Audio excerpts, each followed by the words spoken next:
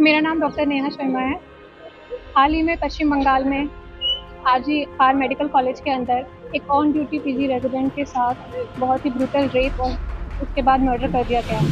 और उसके बाद उस इंसिडेंट को छिपाने के लिए उनके पेरेंट्स को सुसाइड का नाम दे करके उन्हें 3 घंटे पहले वेट कराया। उसके बाद जब पोस्टमार्टम हुआ, जब ये मामला आगे आया, तब जा करके उनका पोस्टमार्टम हुआ और फिर उसके बाद उनके फेस पर मल्टीपल स्क्रैचेस, आंखों से, वेजाइना से, हर जगह से ब्लीडिंग हो रही थी। इवन उनके जो लेग्स थे वो 90 डिग्री के एंगल पर थे, विच कांट हैपन जब तक कि पेल्विक गर्डल का फ्रैक्चर नहीं कर दिया जाए। तो उस पूरे इंसिडेंट के अंदर डेफिनेटली एक इंसान से ज़्यादा थे।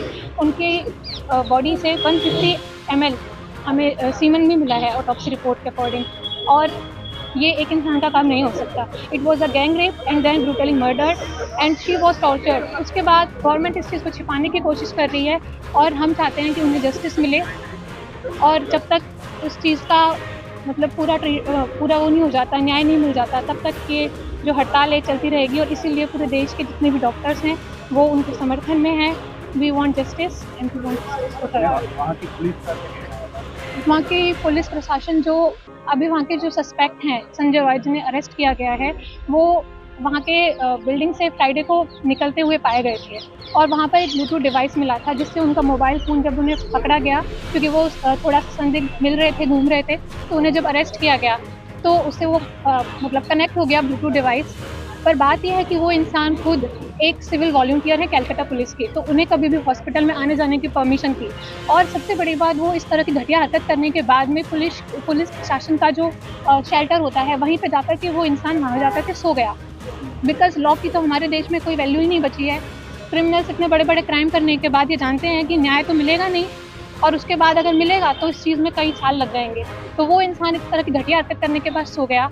और इसलिए फिलहाल ये जो हाईकोर्ट है, वहाँ के हाईकोर्ट ने, कैलकाटा हाईकोर्ट ने इस पूरे मामले को सीबीआई को सौंप दिया है। और सबसे बड़ी बात, सीबीआई के वहाँ पर आने से पहले ही पूरी की पूरी बिल्डिंग के अंदर 2 से 3 हज़ार की संख्या में मॉब आकर के इकट्ठी हो गई और उसने वहाँ पे जितने भी एविडेंसेस थे उनको टेम्पर करने के लिए पूरे हॉस्पिटल के अंदर तोड़-फोड़ कर दी। डॉक्टर्स के ऊपर अटैक किया गया और इसलिए वेस्ट बंगाल की पुलिस से फिलहाल कोई उम्मीदें बची नहीं है।